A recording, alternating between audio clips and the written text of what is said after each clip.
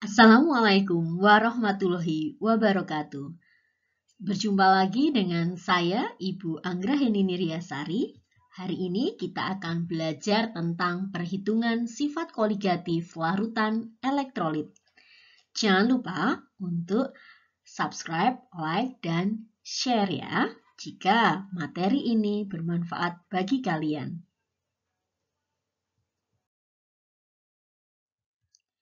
Perhitungan sifat koligatif untuk larutan elektrolit itu kita mulai dari pengertian dari zat elektrolit itu sendiri. Zat elektrolit adalah zat yang dia dapat mengalami reaksi ionisasi. Jadi senyawanya dia dapat terion menjadi ion-ionnya. Kemudian sifat koligatif sendiri itu adalah sifat yang tergantung pada jumlah partikel dalam suatu larutan. Perbandingan antara harga sifat koligatif larutan elektrolit dengan sifat koligatif larutan non-elektrolit itu disebut dengan faktor Van Hoff. Untuk faktor Van Hoff sudah saya terangkan di pembelajaran kita sebelumnya ya. Kita mulai terlebih dahulu dengan penurunan tekanan uap. Jangan lupa untuk subscribe ya. Pada penurunan tekanan uap, kita tidak perlu menggunakan faktor Van Hoff ya. Jadi langsung pada rumus dari penurunan tekanan uap larutannya. Dari delta P itu dia sama dengan P murninya dikali dengan fraksi mol zat terlarutnya. Kalau dia ditanyakan adalah tekanan uap larutannya, maka sama dengan P murninya dikali dengan tekanan fraksi mol dari pelarut. Keterangannya adalah kalau XT itu berarti dia fraksi mol dari zat larut, XP itu fraksi mol dari pelarutnya, P sendiri itu tekanan uap larutan, P0 itu adalah tekanan uap pelarut murni, delta P itu penurunan tekanan uap larutan. Harga delta P itu juga bisa kita peroleh dari delta P itu dia sama dengan tekanan uap pelarut murninya dikurangi dengan dikurangi dengan tekanan uap larutan. Tapi banyaknya partikel yang dihasilkan oleh zat larut ini tetap kita pertimbangkan. Kenapa? Karena fraksi mol dari pelarut itu kita ketahui bahwa rumusnya adalah NP dibagi NT dikali I ditambah NP.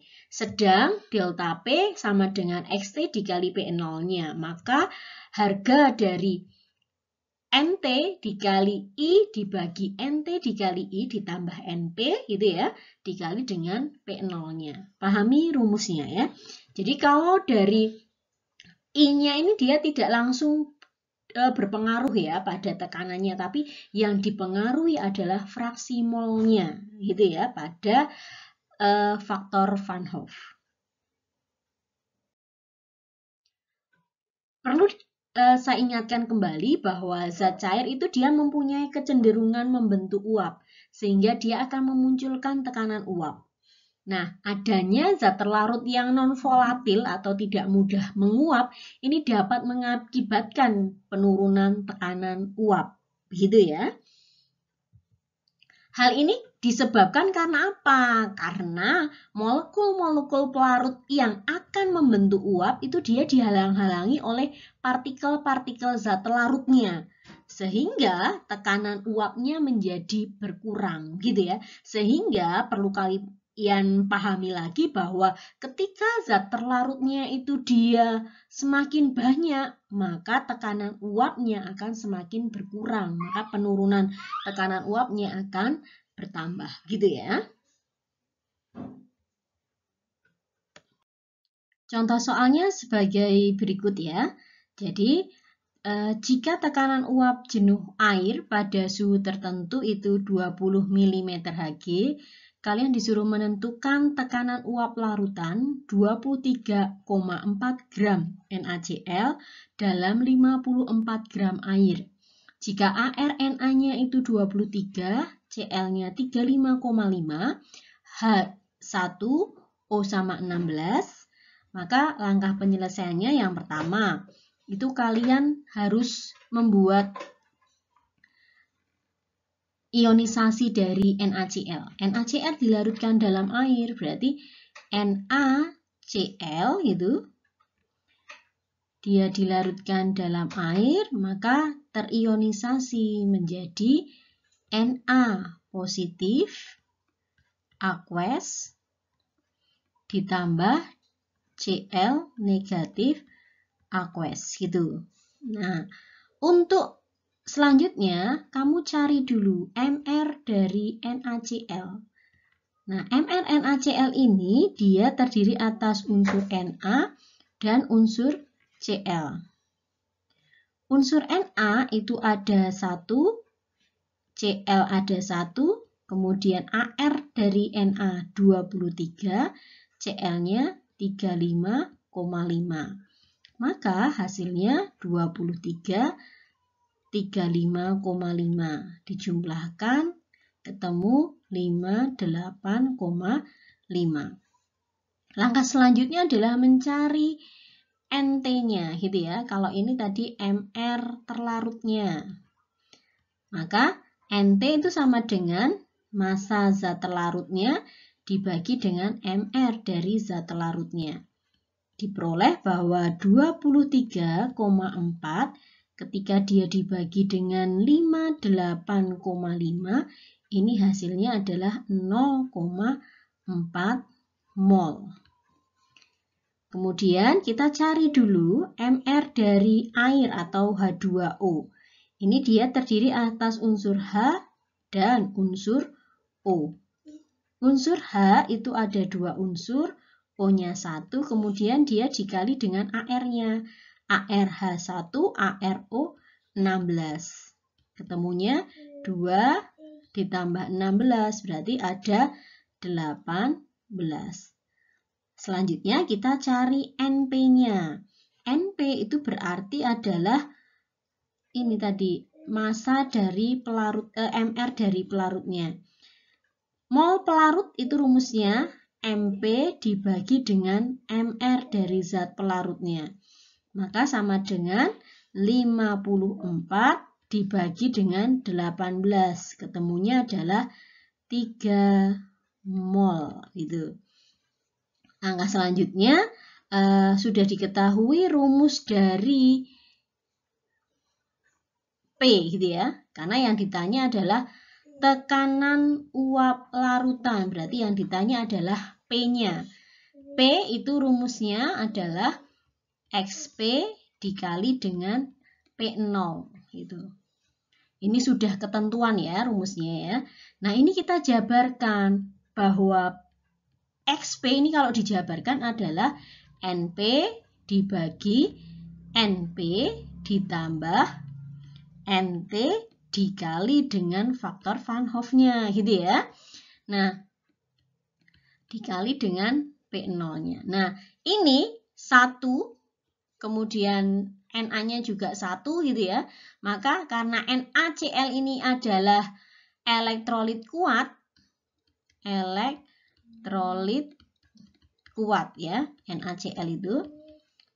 Maka kalau NaCl ini elektrolit kuat, maka harga I-nya itu sama dengan harga N-nya.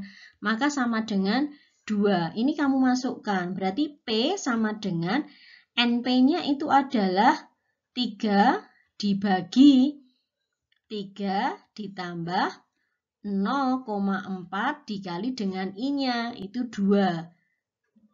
Dikali dengan 20. Sehingga 3/3 ditambah 0,8 gitu ya. Dikali 20 sama dengan 3/3,8 dikali 20. Maka ketemunya adalah 15,8 mm Hg gitu ya. Selanjutnya adalah kenaikan titik didih.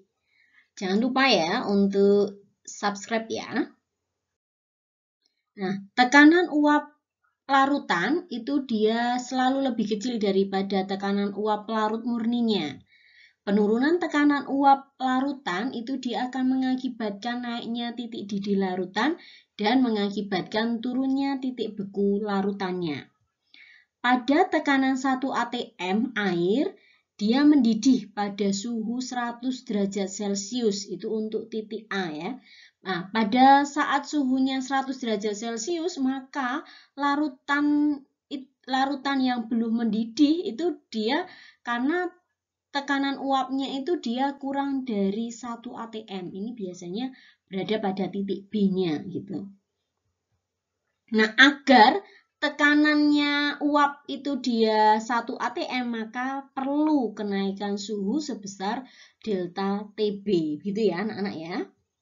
Nah, delta TB sendiri untuk larutan elektrolit itu dirumuskan dengan delta TB sama dengan Kb dikali molalitas dikali faktor Van Hoff. Contoh soalnya adalah sebagai berikut ya. Berapa titik didih larutan 0,1 molal dari barium klorida pada tekanan 1 atm? Jika diketahui harga Kb-nya itu adalah 0,52 derajat Celcius kilogram per mol dan dianggap barium klorida ini dia terionisasi sempurna dalam larutan. Maka jawabannya adalah kita cek dulu diketahuinya apa saja gitu ya. Diketahuinya adalah yang pertama barium klorida. Barium klorida itu kalau dirumuskan itu adalah BaCl2. Dia dilarutkan dalam air, maka terionisasinya menjadi Ba2 positif gitu ya.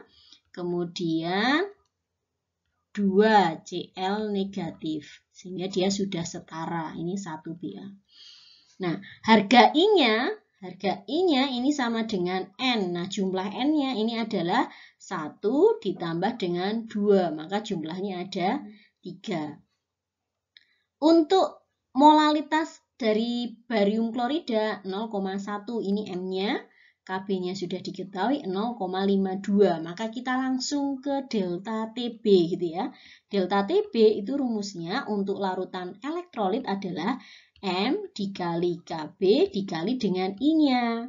Maka harganya 0,1 dikali 0,52 dikali 3 gitu ya. Sehingga jadinya 0,156 derajat Celcius. Karena dia tanyanya adalah titik didih larutan, berarti yang ditanya adalah TB-nya gitu ya. TB itu rumusnya adalah TB dari pelarut murni ditambah dengan delta TB karena dia kenaikan. Maka titik didih air itu adalah 100 derajat Celcius gitu ya, ditambah dengan 0,156 derajat Celcius. Maka titik didih larutan dari barium klorida itu adalah 100,156 derajat Celcius. Sudah paham anak-anak? Kita lanjut ke materi penurunan titik beku. Titik beku cairan itu adalah suhu pada saat tekanan uap cairan sama dengan tekanan uap padatan murninya. Adanya zat terlarut dalam larutan itu dia dapat menyebabkan titik beku larutannya dia lebih rendah dibandingkan dengan titik beku pelarut murninya. Posisinya lebih rendah gitu ya, jadi dia turun ke bawah. Selisih antara titik beku pelarut murni dengan titik beku larutan itu disebut dengan penurunan titik beku larutan. Untuk penurunan titik beku itu dia dibuat persamaannya dengan dinyatakan sebagai berikut ya, bahwa delta TF itu sama dengan KF dikali M dikali I. Contoh soal untuk titik beku adalah titik beku larutan 0,1 molal gitu ya. KCl itu adalah negatif 0,344 derajat Celcius. Berapa derajat ionisasi KCl dalam larutan tersebut? Jika diketahui ada harga KL-nya, KCl-nya itu 0,1 molal, kemudian titik beku larutannya itu 0,344 gitu ya. Ini berarti sebagai TF-nya gitu ya. Ini TF-nya, ini molalnya, kemudian yang ditanya berapa persen derajatnya, berarti ini dia alfanya, kemudian diketahui KF. Nah, selanjutnya kita analisa KCl ini siapa? KCl ini karena dia diketahuinya persen derajat ionisasi, berarti KCl ini dia dianggap sebagai elektrolit lemah gitu ya, karena diketahui persen derajatannya gitu ya. Nah, cara pengerjaannya adalah yang pertama, kamu buat reaksi ionisasi dari KCl. Jadi KCl ketika dia dilarutkan dalam air gitu ya, itu dia terionisasi menjadi K positif gitu, ditambah dengan Cl negatif. Nah, jumlah ionnya di sini 1, di sini 1. Berarti harga N-nya itu sama dengan 2 gitu ya. Nah, delta TB itu diperoleh dari TF murninya dikurangi dengan TF. Sehingga 0 titik beku air itu kan 0. 0 derajat Celcius dikurangi min 0,344 derajat Celcius. Maka ketemunya TF-nya adalah 0,3, delta TF-nya 0,344 derajat Celcius. Nah, delta TB, kok saya delta TB ya, ini delta TF ya. Delta TF-nya itu berarti sama dengan M dikali KF dikali dengan I-nya.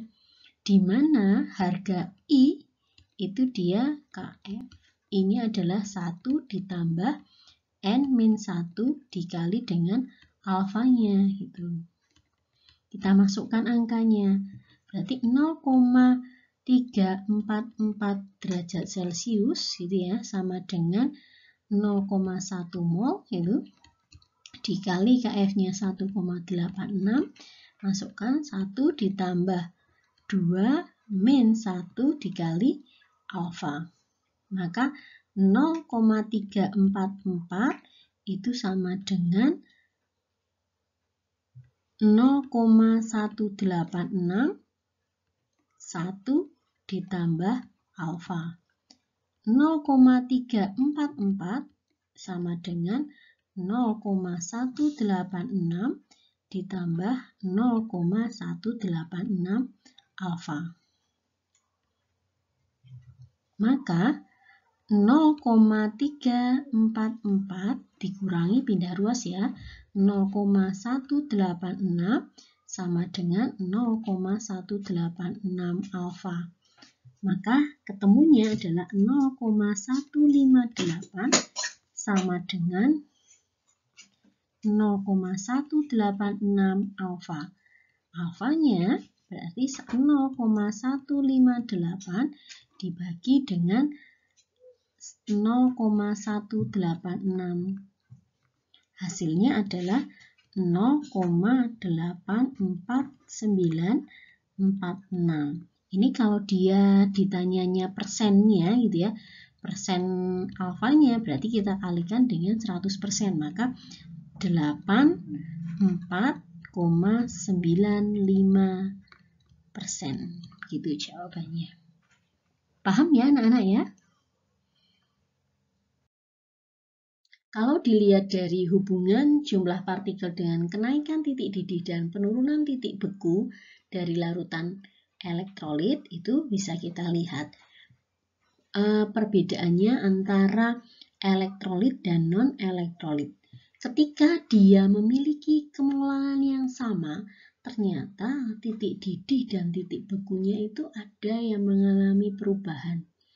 Tapi kalau dia non-elektrolit, kalau kemolarannya sama, maka titik didih dan titik bekunya, delta TB dan delta TF-nya itu dia akan sama. Berbeda dengan senyawa elektrolit, gitu ya. Ketika dia jumlah ionnya ini dia ada 2 dengan jumlah ionnya yang ada 3, maka terlihat bahwa ketika kemolarannya sama, titik didihnya dan titik bekunya kalau yang jumlah ionnya itu sama atau jumlah partikelnya itu sama, maka titik didih dan titik bekunya sama. Tapi ketika dia jumlah ionnya itu berbeda, maka hasil dari kenaikan titik didih dan penurunan titik bekunya itu juga berbeda. Begitu ya. Jadi faktor Van Hoff itu sangat mempengaruhi harga titik beku dan titik didih dari larutan elektrolit. Selanjutnya adalah tekanan osmosis. Jangan lupa subscribe ya. Tekanan hidrostatik atau yang disingkat dengan dilambangkan dengan delta H yang mengimbangi tekanan yang diakibatkan oleh gerak molekul-molekul pelarut masuk ke larutan melalui dinding pelarut semi-permeable itu disebut sebagai tekanan osmosa atau tekanan osmosis. Tekanan osmosis juga terjadi antara dua larutan yang konsentrasinya itu dia berbeda, dipisahkan oleh selaput semi-permeable, yaitu molekul pelarut yang larutannya lebih encer, dia akan menuju ke larutan yang lebih pekat, atau larutan pekat dia cenderung menjadi larutan encer. Tekanan osmosis itu atau tekanan osmotik itu dirumuskan oleh J.H. Van Hoff, itu dirumuskan sebagai P itu sama dengan M kali R kali T kali I gitu. Dimana nanti ya untuk harga I ini jelas faktor Van Hoff. Kemudian harga T ini nanti suhu itu dia dalam Kelvin gitu. Ketika dia suhunya dinyatakan dalam Kelvin, berarti semua derajat Celciusnya suhunya itu ditambah dengan 273. Untuk R-nya itu dia dianggap gas ideal sehingga harganya adalah 0,082 atau boleh dituliskan 0,08 gitu ya. Kalau M di sini dia adalah molaritas. Contoh soalnya adalah sebagai berikut. Sebanyak 0,5 gram NaCl, MR-nya 58,5, dia dilarutkan dalam air, sehingga volume larutannya adalah 500 ml. Kemudian ditanya, tekanan osmotik larutan pada suhu 27 derajat Celcius. Maka ini kita sudah dipermudah gitu ya. Sudah diketahui masanya, kemudian massa NaCl-nya, kemudian sudah diketahui MR-nya, sudah diketahui larutannya, gitu ya. Maka kita buat yang NaCl ini kita cek. NaCl itu dia adalah larutan elektrolit kuat. Kalau elektrolit kuat berarti harga I-nya itu sama dengan N, gitu ya. NaCl ketika dia dilarutkan dalam air, itu dia hasilnya adalah Na positif gitu dan Cl negatif. Maka P itu sama dengan molaritas dikali R dikali T dikali I gitu ya. Kita langsung masukkan saja. Rumus molaritas adalah massa zat larutnya dibagi MR zat larut dikali 1000 dikali volume larutannya gitu ya, dikali dengan harga R, dikali dengan T-nya, dikali dengan I-nya. Maka N-nya itu adalah 5,85 dibagi 58,5 dikali 1000 per 500 itu dikali 0,08 dikali 27 ditambah 273 itu. Kemudian dikali dengan harga I-nya, yaitu harga I-nya ini dia 1 ditambah 1. I-nya sama dengan N, N-nya sama dengan 2, maka di sini dikalikan dengan 2. Nah, ini coret 1, ini coret 10 gitu ya. Ini coret, ini jadi 2. Yang di sini berarti jadinya 2 per 10 dikali 0,08 dikali 300 dikali 2. Maka ini coret, di sini coret. Maka 4 dikali 2,4 sehingga ketemunya adalah 90,6 ATM. Itu anak-anak, mudah ya, asal kalian pahami konsep dalam perhitungannya gitu ya. Untuk rumus molaritas sudah saya terangkan ya dari video saya yang sebelumnya. Larutan elektrolit itu dia mempunyai jumlah partikel yang lebih banyak dari larutan non-elektrolit. Ini yang perlu kalian pahami gitu ya. Sehingga mengakibatkan harga delta TB, delta TF, dan P dia akan lebih besar daripada larutan non-elektrolit pada konsentrasi yang sama. Tadi sudah di depan sudah saya berikan penjelasan ya dari perhitungannya, kemudian dari tabel itu tadi yang di depan sudah terlihat dengan jelas bahwa ketika larutan elektrolit itu pasti akan mempunyai jumlah partikel yang lebih banyak daripada larutan non-elektrolit, sehingga dia akan mengakibatkan harga delta TB, delta TF, dan P yang lebih besar dibandingkan dengan larutan non-elektrolit pada konsentrasi yang sama.